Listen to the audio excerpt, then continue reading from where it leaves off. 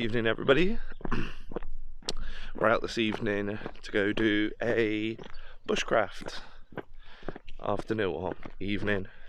We have a good friend of ours, Jono, from Devon Bushcraft. So it's me and Finley. Hello. So we're just heading down towards it now, so not exactly sure what we're going to be doing, but learning about some bushcraft skills probably, and a few other bits and pieces to go along with it. But we're in the National Trust area of Dartmoor, which is always good, and we're just going to go down to the site now where we're going to be practicing all of our skills and learning new bits, so that's nice. So I'll just bring you along for a nice little journey past everything and down to where we're going.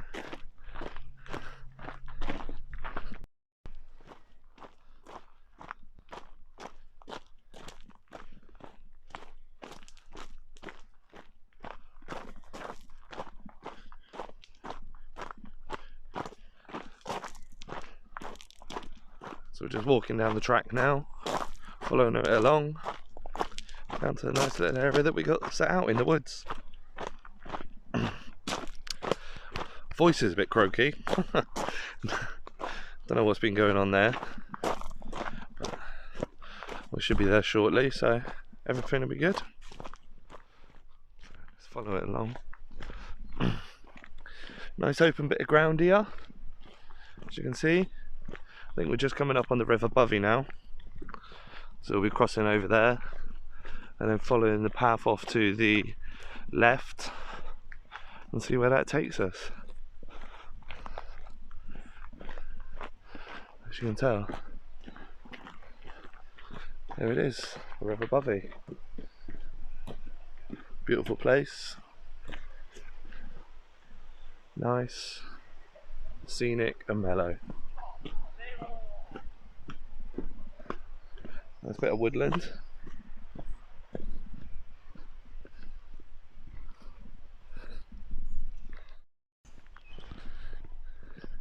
So this evening it's going to be a nice little adventure for me and Finley, learning a bit of skills that we can hopefully put into practice and enjoy ourselves.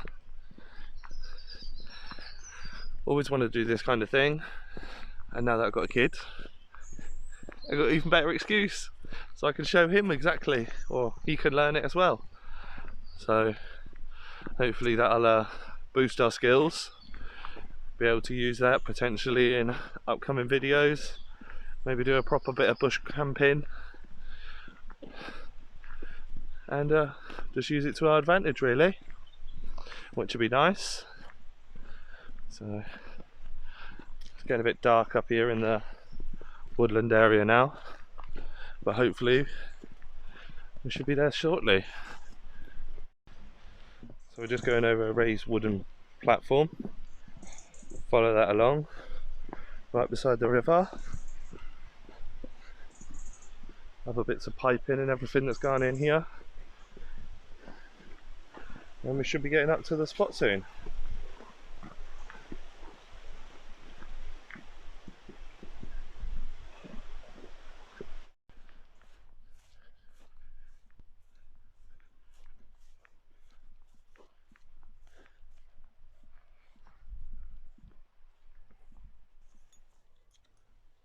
Oh, don't go out, let me take a photo quick. Oh. Go on then. I reckon. See if you can get it first try. The ground is still quite wet. Yeah. That can help as a base. But we haven't started So that's meant to help.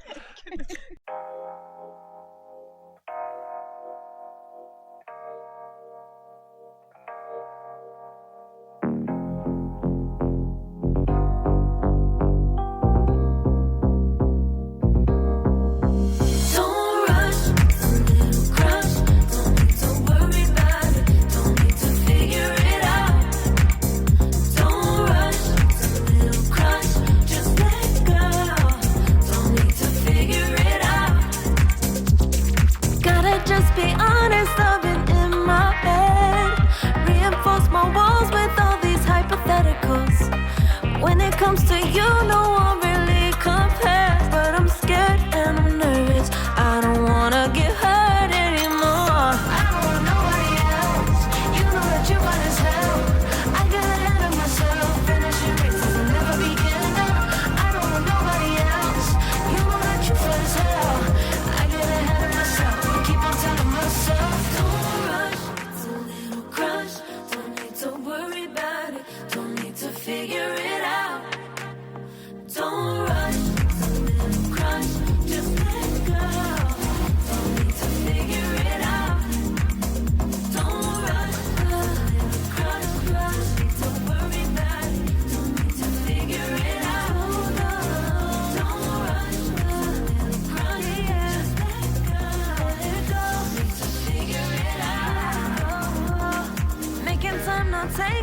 it to clear my doubts. Cleared out all the clutter, I'm no longer seeing clouds. Yeah, you deserve much better. You deserve much better. And I deserve a chance at new love. I don't want nobody else. You know that you want as hell. I got ahead of myself. Finishing races will never begin now. I don't want nobody else. You know that you fun as hell. I get ahead of myself. Keep on telling myself, don't run. X-wise, we always want to be doing it on something rather than on the floor because we don't want to be breaking the axe particularly. We will go on to sharpening and maintaining them at some stage, but if we get using them first, then we can look at that a bit later. So we're always going to be using a block. Now, different axes, doesn't really matter the size of your block, but we're always going to be on the floor when we're doing it because we don't have any high stumps here. So if I was to try and swing here, it's going to be jabbing me in the legs, cut my leg off. Doesn't go down very well, so we don't want to be doing that. So we're always going to be kneeling, ideally on two knees, because then you've got a really good centre of balance there, and you're not going to be tipping around too much. It's not going to split particularly well because it's green wood, but we'll see how we get on with it anyway. We always want to put it at the back of the block, so that if we do miss, annoying bits on the bottom there. If we do miss, then it's just going to hit the block rather than coming down and smashing into the floor. So we keep it at the back. When you're first doing it, it's quite good to just kind of judge with your arms outstretched and see where you are. You're always going to move forward a little bit when you're doing it. So if you think you're going to possibly overstrike, move back a bit, and then it's better to kind of miss and go into the block than overstrike and damage the handle and all that sort of stuff as well. So as far back as you can get it. So to lift the axe, we're using top hand.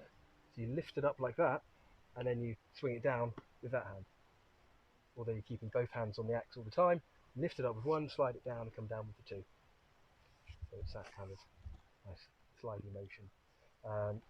If you do it like that, like a lot of people do to begin with, you might as well just be doing it one-handed because you're losing all of that power of the axe, and it's just pretty much your arm that's putting all that weight into it.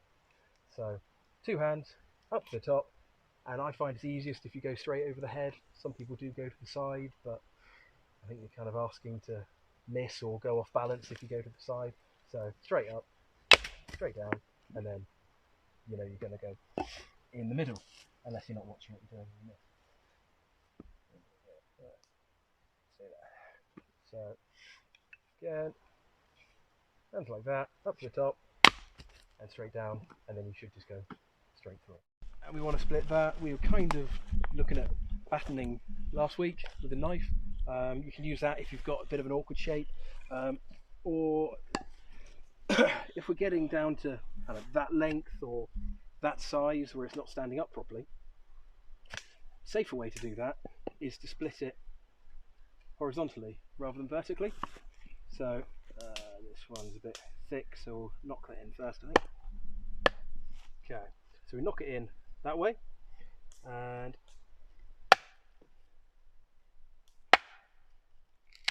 split it.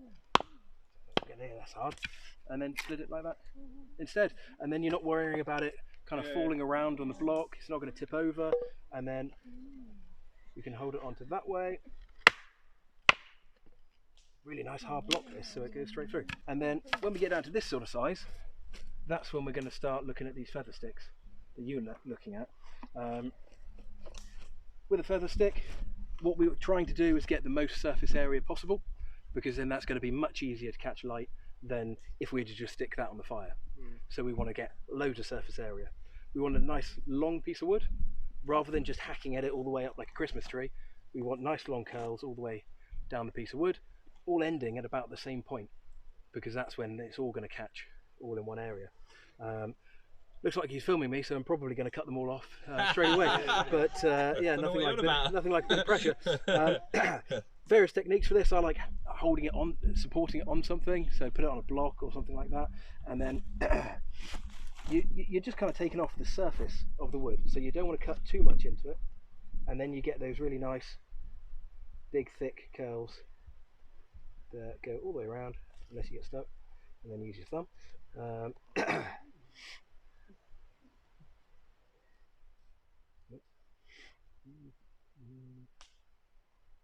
If you get onto a knot, it does get a little bit tricky.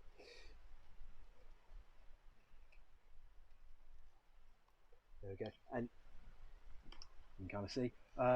That's what we want to be doing, getting them all together, bunched up there. What you don't want to do is just have them all kind of one there, one there, one there, one there. And you see, it looks kind of like a Christmas tree that you're trying to make then. That's not really much good to anybody. So you want them all in one place. I think last week I did make a fire dart just as an example where you can do that all the way around. And then that kind of snaps off, and then you've just got like a little tree, really, little palm tree. That's quite good for chucking in. But if you do a lot of these, and then you've still got a nice chunky bit of wood. Turn it sideways. So you're doing it on that edge there, and then gently just go down. Try and put it up here on the flat edge.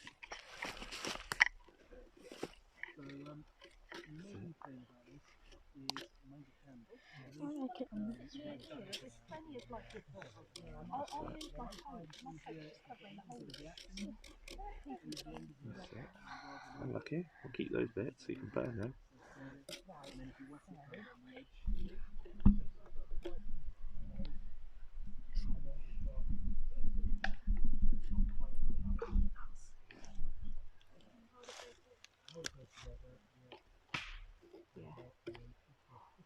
I'm exhausted for that.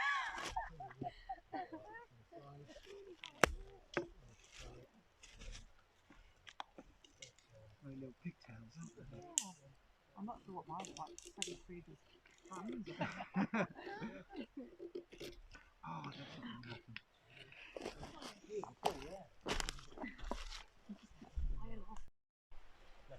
How's it going, Finn? Good. You mastered feather sticks yet? I've been looking at mushrooms. And then if you always try and find a corner to work on, so you'll see here you've got tiny little corners all the way around. Yeah. If you do it on those corners, it makes I think it's something you're definitely going to have to practice, isn't it? So if you kind of move it like around, on an edge. Yeah. yeah, that's it. Yeah.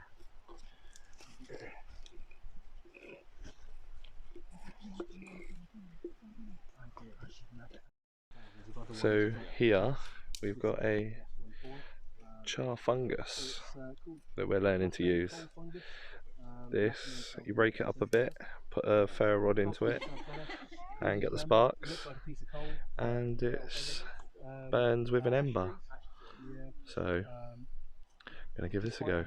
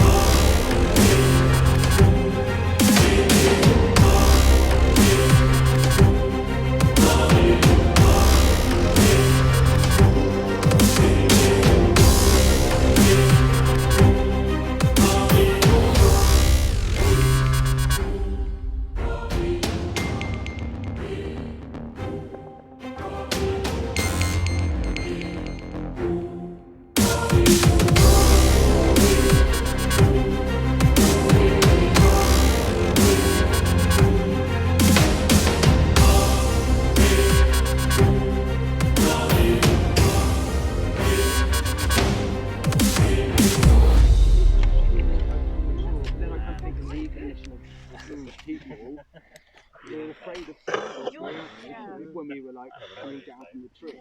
Yeah. We've got a neighbour that always blocks us in opposite. We don't get on at all. He always gives us either. So whenever I get one, I go and like release it next to his house, and then we see them like crawl off towards it. It probably is, yeah. You need to They'll keep probably it pull their going. legs off or something. But, Lay it out a bit.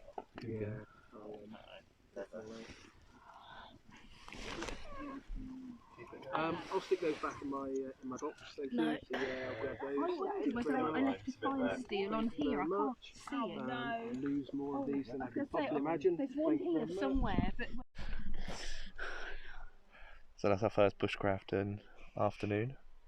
Going to be coming back next week to do a bit more. Learn about fire starting, the basics, using dew twine, using the fungus, also using charred cloth, and just trying to get that all started and learn the basics. Onwards. So hopefully be able to make this a bit more of a regular thing, and update you guys on our progress and see how things go, more than anything, which will be interesting. So I hope you've enjoyed it. We're going to walk back in the dark, all scary and spookily, and we'll catch you guys in another episode. bye. Thank you. Don't forget to subscribe and like the video. Cheers.